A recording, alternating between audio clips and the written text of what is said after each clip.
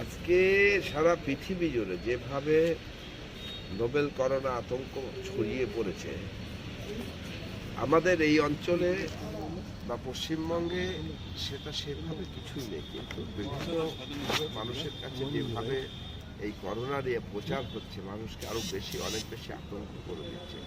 তাই আমাদের এখানকার আইএমএ টিটাগড় শাখা এবং বারাকপুর পৌরসভা মিলিতভাবে এটা নিয়ে আমরা অ্যাওয়ারনেস একটা নিজেদের মধ্যে অ্যাওয়ারনেস প্রোগ্রাম করলাম। আগামী দিনে আমরা এটা ওয়ার্ডে ওয়ার্ডে পৌঁছে দেবো।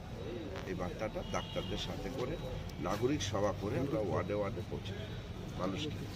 বলছি, এই সাধারণ মানুষকে কিভাবে সচেতন করবেন বলে ডাক্তারদের সাথে আলোচনা করলেন?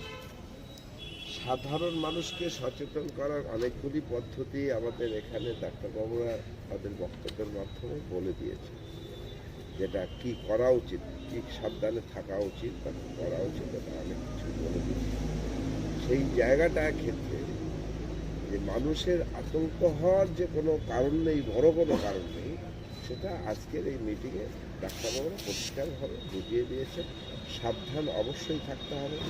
আমরা সাবধান, রাস্তাতে চলি যখন হোঁচট না খাই, গাড়ি এগোতে না মারে, যেমন সাবধান থাকি, এটা নিয়েও আমাদের সাবধান থাকতে হবে, যাতে আমাদের